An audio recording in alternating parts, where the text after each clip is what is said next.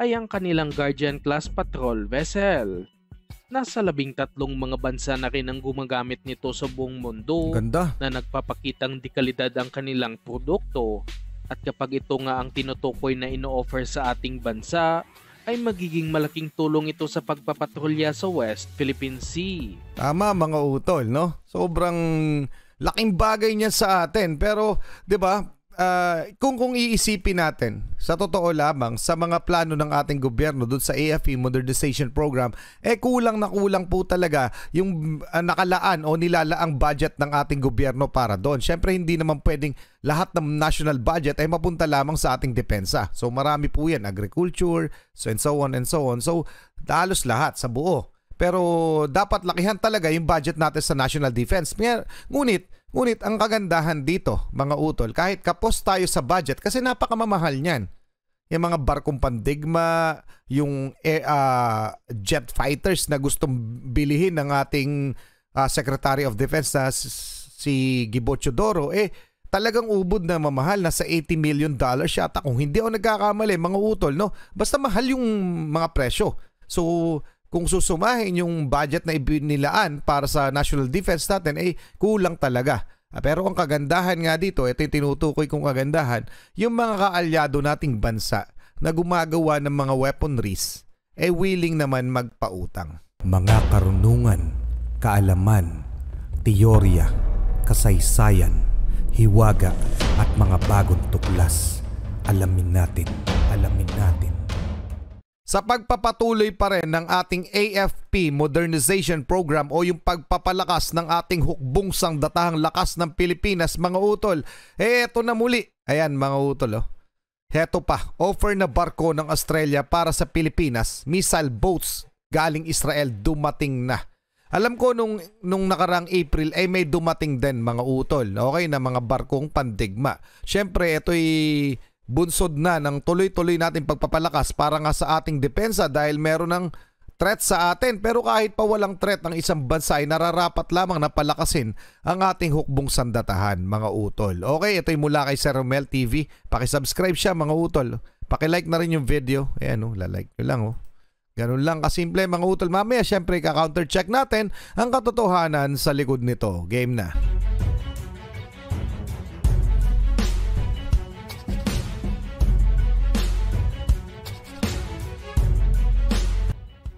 Nitong linggo lamang, nakapagtala ang Philippine Coast Guard ng pinakamalaking presensya ng mga Chinese vessels sa Ayungin Shoal na kung saan nandoon ang BRP Sierra Madre na nagsisilbing outpost ng Philippine Marine sa West Philippine Sea at nagiging tinik na rin sa mga plano ng China sa ating territorial waters.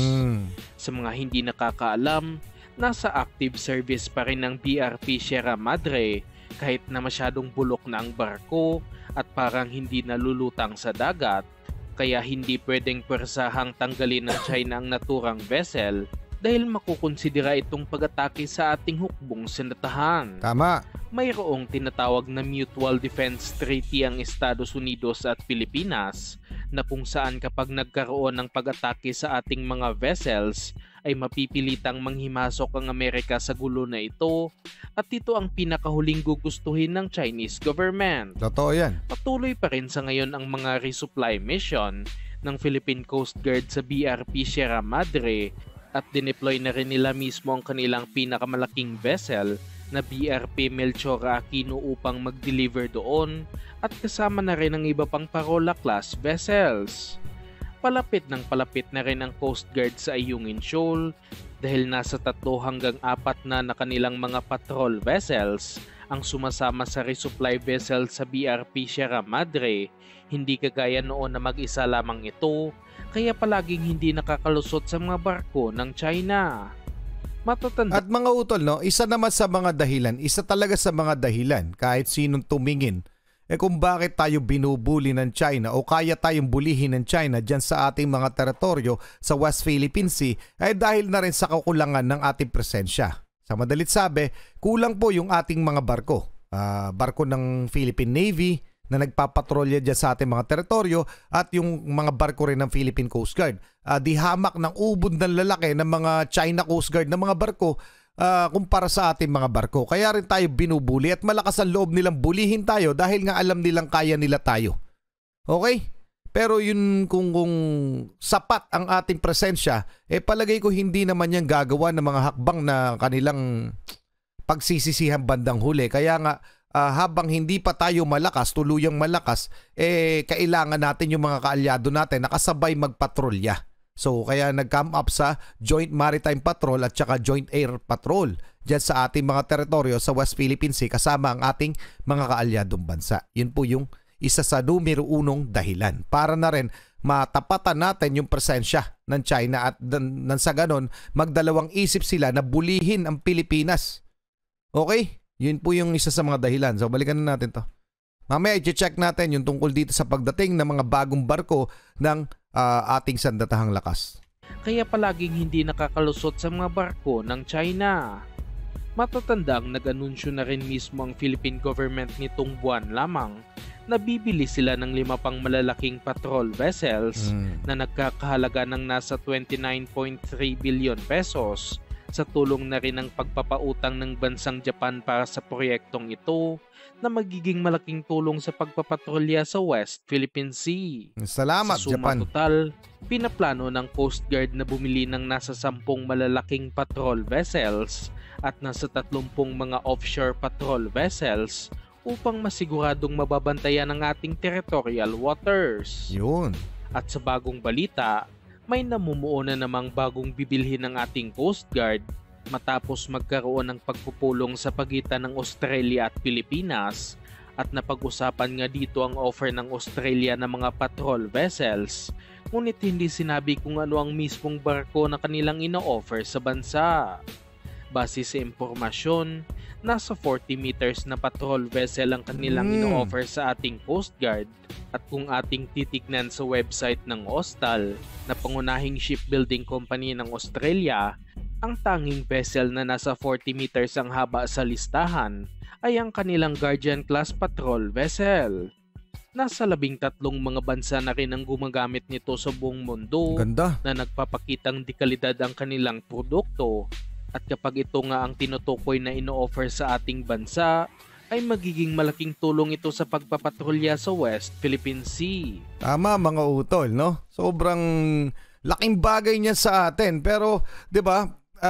Kung iisipin natin, sa totoo lamang, sa mga plano ng ating gobyerno doon sa AFP Modernization Program, kulang na kulang po talaga yung nakalaan o nilalaang budget ng ating gobyerno para doon. Siyempre, hindi naman pwedeng lahat ng national budget ay mapunta lamang sa ating depensa. So, marami po yan, agriculture, and so on and so on. So, halos lahat sa buo. Pero, dapat lakihan talaga yung budget natin sa national defense. Ngunit ang kagandahan dito, mga utol, kahit kapos tayo sa budget, kasi napakamamahal niyan. Yung mga barkong pandigma, yung jet fighters na gustong bilihin ng ating Secretary of Defense na si Gibo Teodoro, talagang ubod na mamahal, nasa $80 million yata. Kung hindi ako nagkakamali, mga utol, no? Basta mahal yung mga presyo. So, kung susumahin yung budget na ibinilaan para sa national defense natin, kulang talaga. Pero ang kagandahan nga dito, ito yung tinutukoy kong kagandahan, yung mga kaalyado nating bansa na gumagawa ng mga weaponries, willing naman magpautang. Okay? Willing ibigay sa atin kung ano man agreement nila ng ating gobyerno. So, government to government. Yun ang kagandahan. So, ang Japan ay nagbigay na. Ang Australia ay nagbigay din ng suporta sa atin tungkol sa pagpapalakas ng ating sandatahang lakas. Ang United States of America, kasama ang Canada at marami pang ibang bansa ang willing na tumulong sa atin para magpatuloy tayo sa pagpapalakas ng ating depensa. And para i-check natin itong dumating na missile boats galing Israel, dumako tayo dito mga utol para sa legitimacy nitong ating featured video. Ito'y mula sa... Kailangan lumagpas na ako. Okay? Naval News mismo. Okay? Ayan yan. No? Israel Shipyards delivers 5th and 6th Shaldag Mk5 FAICs to the Philippine Navy. So legit na legit yan mga utol. November 22, 2023, Israel Shipyards announced the delivery of the third batch of Shaldag MV MKV, fast attacking interdiction boats to the Philippine Navy. Okay, pang-5 at pang-6 na. So, kaya yung April, alam ko yung April may deliver din sila. So, siguro yun yung 3rd and 4th, no? Okay, mga utol. So, basahin lang natin ng konti para lamang sa kung madagdagan ng kaalaman natin tungkol sa Shaldag na ito, no? 2 more fast attack interdiction craft platforms for the Philippine Navy were delivered to the country from Israel on November 18 aboard the General Cargo Ship Coga Royal. The vessel are currently at the Commodore East Posadas Wharf in Cavite City to begin the mandatory enhancement, maintenance, and training prior to the commissioning them as PG 906 and PG 907 under the Esero class patrol vessels of the fleet's Littoral Combat Force. Okay?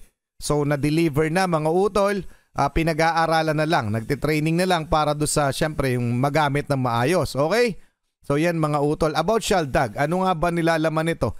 Basahin lang natin ng konti. The Shaldag Mk5 is the largest member of the Shaldag class family and is a combat-proven, light and fast all-aluminum ship with higher payload capacity designed for naval security missions. Like all members of the Shaldag class, the Shaldag Mk5 is characterized by a high degree of maneuverability and seaworthiness, and it designed for use in distant areas and is characterized by a favorable ratio of firepower to displacement. Okay? So sa madalit sabi, talagang warship ito na produced by world-class, organized Israeli designers. So alam natin ang Israel talagang gumagawa ng mga kagamitang pandigma. So ano masasabi niyo dyan? Legit po na dumating na itong mga barkong galing sa Israel. Okay? At may offer ang Australia na mga barko para sa Pilipinas. Napakalaking bagay. Maraming salamat sa mga kaalyado nating bansa. Tuloy na natin to. Ang mga Guardian class ay halos kasing laki lang din ng mga Parola class vessels ng Coast Guard na palagi nating nakikita na nakikipagharap-harapan sa mas naglalakihang barko ng China. Tama. Ngunit mas upgraded ang mga nasabing Australian-made vessels. Kung ating ikukumpara, may range lamang ang mga Parola class vessels ng nasa 2,800 kilometers, samantalang ang mga Guardian class naman ay may range ng nasa 5,600 kilometers. No? Na halos doble kung ikukumpara sa Japanese-made vessels. May bagong variant din na inilabas ang Australia na kung saan mayroong armadong bersyon ang Guardian class na nilagyan ng 30mm autocannon sa harap, kaya hindi lang din basta-basta pang patrolya ang vessel na ito. Gray ship, at kung ako ang tatanungin, kahit saan sa Parola class or Guardian class vessels ay pareho lang din malaking tulong sa ating Coast Guard, kaya kung ano man ang kanilang bibilhin sa hinaharap ay makakatulong pa rin sa pagprotekta sa West Philippine Sea. Tama yun. Pareho din namang handang magpautang ng Japan at Australia, kaya hindi na masyadong magkakaroon ng problema ang bansa sa pondo at mapagpapatuloy ang mga proyekto ng Philippine Coast Guard. Samantalang pagdating naman sa Philippine Navy, dumating na sa bansa ang karagdagang nasa 2 units ng mga Acero-class missile-capable fast attack craft na nabili ng Pilipinas mula sa Israel sa ilalim ng Horizon 2 ng AFP Modernization Program. Ito na ang pang-5 at pang-6 na units na na-deliver sa bansa at nasa 9 na units ang in-order ng Philippine Navy mula sa Israel na nagkakahalaga ng nasa 10 bilyong piso. Grabe, no? At ang bagong delivery na ito ay iba mula sa naunang na-deliver sa bansa dahil base sa larawan, armado na ang mga fast attack craft ng mga surface-to-surface missiles, kaya hindi basta-basta ang mga naturang vessels. Nice one. Ang missiles na ito ay tinatawag na Spike and Loss missile, na pinakabagong bersyon at may pinakamahabang range na Spike missile na aabot sa 25 kilometro. Matatanda ang mayroon na ring Spike missile ang Navy na nakakabit sa mga MPAC Mark III vessels, Ngunit ang mga ito ay Spike ER version lamang na may range ng nasa 8 kilometro. Lapit lang. Mas malakas at mas malaki din ang Spike NLAWs na lagpas doble ang bigat kumpara sa Spike ER missile. Kaya magandang upgrade ito sa ating Philippine Navy dahil bigating mga missile ang nakakabit sa kanilang mga fast attack craft. Yon mga utol. So na-deliver na. So 10, may 6 nang dumating. Okay? And yung inaabangan ko dito yung pagdating ng mga bago nating jet fighters. Siyempre tuloy-tuloy labang pero it takes time, no? Naka-order na tayo pero habang dumadami siyempre lumalakas tayo. So may training pa yan and siyempre hindi naman basta-basta umorder na mga ganyang kagamitan. Anyway mga utol, meron din tayong missile system na in-order kung hindi ako nagkakamali sa India at sa Israel. So anytime soon pwede na yung dumating. So anong masasabi nyo sa ating featured video? Sana lamang 'di ba? Sana nga ang hiling ko yung kasunod na presidente natin ipatuloy kung ano man yung magagandang proyekto ni President Bongbong Marcos sa Pilipinas. So kung hindi niya matatapos sana ipagpatuloy. Kagaya nung ginawa niya sa proyekto ni President Duterte. Yung magagandang proyekto ni Duterte ay itinuloy ni President Bongbong Marcos at yun yung mga natatapos sa mga pagkakataon na to. Kasi kulang talaga ang 6 na taon para sa dami ng gusto mong gawin sa Pilipinas kung sakali man, kung ikaw ang Pangulo, di ba? So unti-unti, hindi naman yan ganong kabilis pinag-aaralan pa yan sa Kongreso, sa Senado. Anyway, yun na yun mga utol. Yun yung sistema natin. So anong masasabi nyo dito? Paki-comment na lang. Hanggang doon lang muna. Maraming salamat sa iyo, Sir Romel TV. Paki-subscribe siya, paki-like na rin yung video. Muli ako si Target Achilles and behalf of the Real South Pride Production. Ako nagpapasalamat sa walang sawa niyong pagsuporta. Kayo mag-iingat, keep safe, God bless at saludo po sa inyong lahat. Maraming salamat po.